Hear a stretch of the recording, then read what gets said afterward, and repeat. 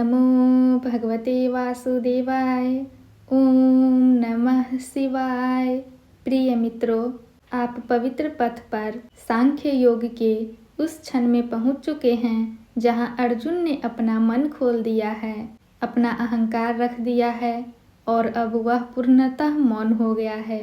अब शब्द उसके पास नहीं बचे, अब निर्णय की क्षमता भी उसके पास नहीं है। अब वह केवल सुनने की स्थिति में है।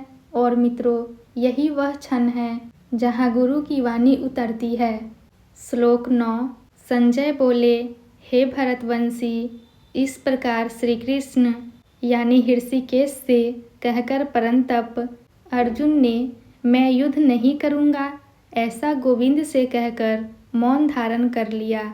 मित्रों, यह श्लोक अर्जुन के संकल्प का अंतिम बिंदु है। मैं युद्ध नहीं करूँगा।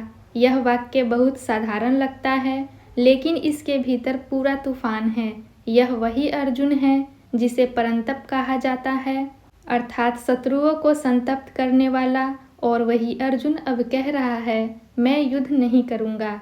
ध्यान दीजिए, यह पराजय नहीं है, यह भ्रम का चरम है। वह कृष्ण को गोविंद कहकर संबोधित करता है। गोविंद जो इंद्रियों को आनंद देने वाले हैं, जो जीवन को दिशा देते हैं, और फिर वह मौन हो जाता है। मित्रों, यह मौन बहुत गहरा है। जब मनुष्य बहुत कुछ बोल चुका हो, बहुत कुछ सोच चुका हो और अंत में थक जाए, तब वह मौन हो जाता है।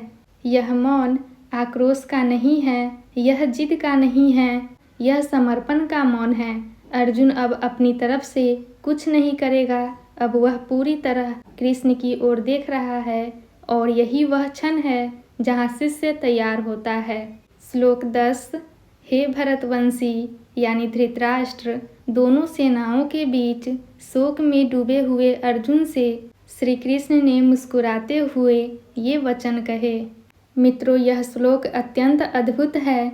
युद्ध भूमि है, दो सेनाएं आमने सामने खड़ी हैं, शंखनाद हो चुका है, क्षण भर में युद्ध आरंभ हो सकता है और उस क्षण श्री कृष्ण मुस्कुरा रहे हैं। यह मुस्कान उपहास की नहीं है, यह करुणा की है। यह मुस्कान उस व्यक्ति की है जो सत्य जानता है। कृष्ण जानते हैं अर्जुन का शोक स्थायी नहीं है, यह भ्रम है और यह टूटने वाला है। जब कोई बच्चा अंधेरे में डर जाता है तो माँ मुस्कुराती है, क्योंकि उसे पता है कि अंधेरा वास्तविक नहीं है। वैसे ही मुस्कान है कृष्ण की। वे जानते हैं मृत्यु अंत नहीं है, आत्मा अमर है, कर्तव्य शाश्वत है और अर्जुन का मोह ज्ञान से मिट जाएगा। मित्रों, ध्यान दीजिए, कृष्ण तुरंत उपदेश नहीं देते, वे पहले मुस्कुराते हैं। यह मुस्कान बताती है डरो मत, सत्य तुम्हारे पक्ष में है। दोनों सेनाओं के बीच शोक में डूबा हुआ अर्जुन और उसके सामने स्थिर, शांत, मुस्कुराते हुए कृष्ण। यह दृश्य जीवन का प्रतीक है। जब हम भ्रम और दुख में डूबे होते हैं तो भीतर कहीं एक चेतना स्थिर और शांत रहती है।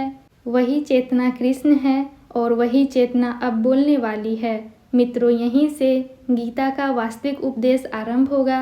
अब कृष्ण आत्मा की अमरता बताएंगे, मृत्यु का रहस्य खोलेंगे, कर्तव्य का अर्थ स्पष्ट करेंगे। अब संवाद दुख से ऊपर उठेगा।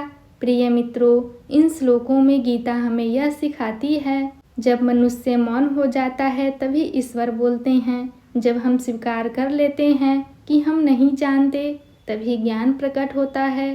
अर्जुन अब तैयार है, कृष्ण मुस्कुरा रहे हैं और अब सांख्य योग का अमृत प्रवाहमान होने वाला है। पवित्र पथ के साथ बने रहिए।